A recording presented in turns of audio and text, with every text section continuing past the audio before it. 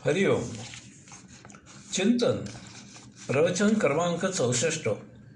जाणता अजाणता भाग 2. आपण मागील प्रवचनामध्ये जाण अजाण जाणून घेतले. प्रवचनाच्या शेवटी आपण सर्वोत्कृष्ट, सर्वोत्तम, सर्वश्रेष्ठ जाण म्हणजे काय ते पाहिले. यथाकाळी अशाला साक्षात्कार होतो. हे कसे काय होते, यामुळे काय कसे घडते ते आता आपण पाहू. यथाकाळी असा साक्षात्कारी जाण आणि अजाण या दोहोच्याही अलीकडे जगू लागतो. त्याला एक विलक्षण अलिप्तता, त्रयस्थता, ऋतुजा, साक्षित्व प्राप्त होते. हा अस्पर्श योग असतो. नारळ सुकला तरी तो करवंटीतच असतो. आपण याला गोटा खोबरे म्हणतो. ते करवंटीपासून पूर्णपणे अलग झालेले असते. याचप्रमाणे असा हा साक्षात्कारी हळूहळू सर्वांच्यात राहूनही सर्वस्वापासून अलग बिलग होतो. अशाला जर तुम्ही कुटुंबात पाहिलेत तर तो तेथे अन्य कुटुंबियांप्रमाणेच रममाण झालेला असतो. त्यावेळी जर त्याला तुम्ही तेथे पाहिलेत तर तुमचा विश्वास बसणार नाही की हा साक्षात्कारी आहे. परंतु मोठा फरक असा असतो की असा देह जीवित राहण्यापुरताच, कौटुंबिक जबाबदारी पार करण्यापुरताच तेथे रमतो. त्यात त्याला जराही किंचितही स्वारस्य नसते. अन्यवेळी जर तुम्ही त्याला पाहिलेत तर तुम्ही म्हणाल की हाच तो मगाशी कुटुंबामध्ये रममाण झालेला होता. अशाला जर तुम्ही समाजात, बाजारात किंवा सामाजिक कार्यक्रमात पाहिलेत तर तेथे तो अन्य जनांप्रमाणेच वावर करत असतो. इतरांप्रमाणेच सामाजिक, सार्वजनिक काम करत असतो. परंतु त्यात पूर्णपणे अलिप्तता, त्रयस्थ वृत्ती असते. केलेल्या कामाचे श्रेय तर राहू देच, त्याबद्दल तो एक चकारी शब्द बोलत नाही. स्वतः केलेल्या कामाकडे तो त्रयस्थपणे पाहत असतो. ही अलिप्तता कळावी म्हणून भौतिक उदाहरण देतो. सुप्रसिद्ध शास्त्रीय संगीत गायक, संगीत सूर्य डॉक्टर वसंतराव देशपांडे हे सर्व प्रकारचे संगीत गात असत. परंतु जेव्हा ते लावणी गात असत तेव्हा त्यांना न ओळखणाऱ्याला जर सांगितलं की हे फार मोठे जाणकार शास्त्रीय संगीत गायक आहेत तर त्यावर तो विश्वास ठेवणे शक्य नसे. याचप्रमाणे जेव्हा ते घरी आपल्या पुत्राच्या वाढदिवसाला जिलब्या करत असत तेव्हा त्यांना त्या अवतारात पाहणाऱ्यांना हे खरंच शास्त्रीय संगीत गायक आहेत का असा संभ्रम निर्माण व्हावा, इतके ते त्या आचार्याच्या भूमिकेत समरस होत असत. एकदा सिनेमाचे शूटिंग चालू असताना पृथ्वीराज कपूर भिकाऱ्याची भूमिका करत रस्त्यावर भीक मागत होते. त्यावेळी हा खरंच कोणी भिकारी आहे असे समजून तेथून जाणाऱ्याने त्यांच्या वाडग्यात 1 रुपयाची नोट ठेवली. ती नोट पुढे फ्रेम करून पृथ्वीराज कपूरने जपून ठेवली होती. पुण्याच्या कसबा पेठेत एका हळदी कुंकवाच्या कार्यक्रमाला बालगंधर्वांनी स्त्री वेशामध्ये जाऊन हजेरी लावली होती असे सांगितले जाते. खलनायकाची भूमिका करणारा सुप्रसिद्ध नट प्राण एकदा त्याच्या सहकलाकाराच्या घरी त्याला भेटायला गेला होता. त्यावेळी दरवाजाची बेल वाजल्यावर त्या घरामधील एका स्त्रीने दार उघडले आणि समोर प्राणला पाहून ती तेथेच बेशुद्ध झाली असे सांगितले जाते.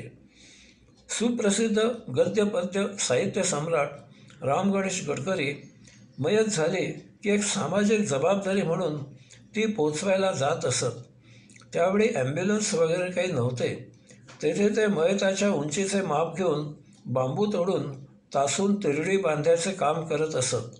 त्यावेळी त्यांना न ओळखणाऱ्याला कोणी त्यांची साहित्य सम्राट अशी ओळख करून देऊ लागले तर ते ऐकणाऱ्याचा विश्वास त्यावर बसत नसे.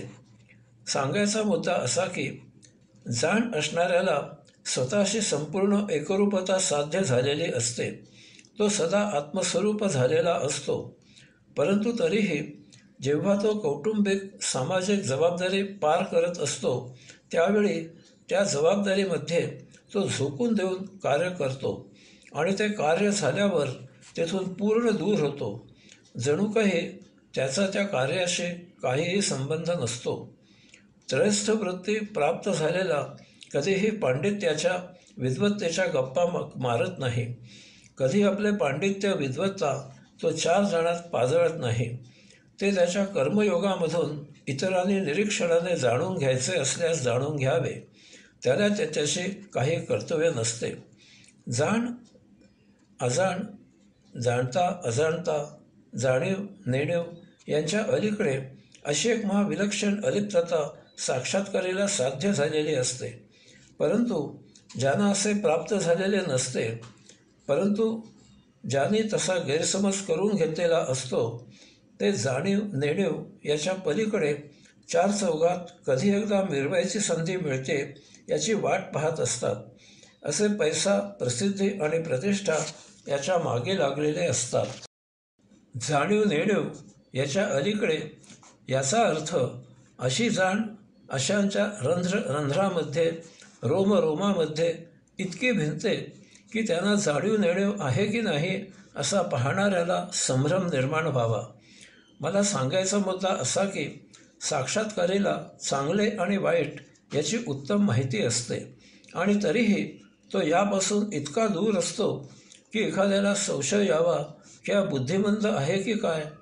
त्याला सर्व काही उत्तम माहीत असूनही त्याचा उपयोग वैयक्तिक लौकिकासाठी करावा असे त्याच्या मनातही येत नाही. जाणीव नेणीव याच्या पलीकडे असणाऱ्यांना जाणीव नेणीव याची चांगली माहिती असते, परंतु ते त्यापासून अलिप्त राहण्याचा प्रयत्न करतात. यामुळे संधी आली तर ते याचा उपयोग करून सत्ता, धन, प्रसिद्धी, प्रतिष्ठा मिळवण्याची शक्यता नाकारता येत नाही. हे एका उदाहरणाने समजून घेऊ. लहान मूल, बालक यांना भौतिकाची जाणीव किंवा नेणीव असे दोन्हीही नसते. यामुळे ते भौतिकाच्या अलीकडे असतात. परंतु वय झाल्यावर भौतिकाची जाणीव किंवा नेणीव चांगली येते. यामुळे ते जाणीव किंवा नेणीव या जगत असतात. परंतु प्रौढ असलेल्याला, आध्यात्मिक ज्ञान प्राप्त झालेल्याला भौतिकाची जाणीव किंवा नेणीव असे दोन्हीही चांगले माहीत असते आणि तरीही तो या सर्वापासून निरीच्छ अलिप्त राहतो. असा जाणीव नेणीव याच्या पलीकडे असतो. तथापि प्रौढ व्यक्तीप्रमाणे साक्षात्कारीला जाणीव नेणीव असे दोन्हीही चांगले माहीत असूनही तो बालकाप्रमाणे जाणीव आणि नेणीव याच्या अलीकडे असतो. हे असेही समजून घ्यावे. पक्षिणी घरट्यातून आकाशात अन्न आणण्यासाठी झेपावते. अन्न मिळाले की ते घेऊन ती परत घरट्यात येते, पिल्लांना भरविते, स्वतः खाते आणि शांतपणे बसते. बस बाह्य भागाचा हा इतकाच अत्यावश्यक उपयोग. द्वंद्व हा वैश्विक नियम आहे. प्रत्येकाचे सदुपयोग दुरुपयोग आहेत, परंतु आपण केवळ जीवित असण्यासाठी यांचा अत्यावश्यक इतकाच उपयोग करायचा. आपण नेहमी काठीच्या मध्यभागी शून्यावर मुक्काम करायचा. केवळ देह जीवित राहण्यापुरतेच उजव्या आणि डाव्या बाजूला जायचे आणि जराही कुठेही न रेंगाळता तत्क्षणी पुन्हा मध्यभागी मुक्कामाला यायचे. शुकमुनीने जाजिल्य ऋषींना तुलाधारकाकडे आत्मज्ञानासाठी पाठविले. ऋषी तेथे पोहोचला तेव्हा तुलाधारक मांस कापून तराजूमध्ये वजन करून गिरायकांना विकत होता. परंतु त्याच्याकडूनच आत्मज्ञान घेऊन तो परतला. अशाच एका ऋषीला त्याने राजा जनकाकडे आत्मज्ञानासाठी पाठविले. ऋषी तिथे गेला तेव्हा राजा जनक रंगशाळेमध्ये मद्यपीत नाचगाणे ऐकत पाहत होता, परंतु त्याच्याकडूनच आत्मज्ञान घेऊन तो परतला. बृहन्महाराष्ट्र कॉमर्स कॉलेजचे माजी उपप्राचार्य, आमच्या हॉस्टेलचे रेक्टर, व्यवस्थापन क्षेत्रामधील अग्रगण्य दुढ्ढाचार्य डॉक्टर प्र.जी. शेजवलकर हे प्रसाद मासिकामध्ये अनेक वर्षे अध्यात्म तत्त्वज्ञानावर लेखन करत असत. अस्मादिक जवळजवळ 10 वर्षे केसरीमध्ये अध्यात्मावर स्तंभलेखन करत होते. याचबरोबर अस्मादिकांनी 1 वर्ष बोधकथांप्रमाणेच 25 साहित्य कथाही लिहिल्या. सर्व बाजूने भवसागराने वेढून गेलेले असतानाही त्याच भवसागरामध्ये आपण टणक, अभेद्य, भक्कम अशा आध्यात्मिक चट्टानावर शेवटपर्यंत ठाम मुक्काम ठेवला की मुक्ती फार दूर राहत नाही. जाणीव नेणीव यात राहून ते अथपासून इतीपर्यंत अनुभवाने, निरीक्षणाने, सद्गुरूच्या पावन मार्गदर्शनाने जाणले की या सर्वाच्या अतीत जगणे होते. प्रत्येक मानवामध्ये दानव आणि देव, आसुरी आणि दैवी, भौतिक आणि आध्यात्मिक असे दोन्हीही असते. आपल्या योग्य आचरणाने यापैकी कोणते, केव्हा, किती प्रज्वलित करायचे हे आपल्यावर अवलंबून आहे. केवळ देहधर्मापुरता भौतिक प्रवास आणि अन्य वेळी आध्यात्मिक यात्रा असे आचरण आपल्याला भवसागरात सर्वापासून अतीत ठेवते. या योगे आपल्यामध्ये मूलतःच असलेले अध्यात्म सहजच वर उफाळून येते. आपल्या लक्षात येते की साक्षात्कार, स्वस्वरूप मुक्ती म्हणजे काही फार विशेष अशी गोष्ट नाही. हे सर्व आपल्यामध्ये मूलतःच आहे. त्याला फक्त आपल्या शुद्ध आचरणाने जरासा धक्का द्यायचा आहे. यासाठी मागील प्रवचन क्रमांक 63मध्ये सर्वांना केव्हाही, कुठेही, घरी दारी सहजच आपली आपण करता येईल अशी साधना दिली आहे. केवळ नित्यनियमित चिकाटीने याचे पालन करणे इतकेच अपेक्षित आहे. त्या योगे मुक्ती आपल्या हाती आहे. आता ज्यांना इतकेही करायचे नाही त्यांचे भौतिक कर्मात कायम रुतून राहण्याचे स्वातंत्र्य कोण हिरावून घेणार? हरिओम.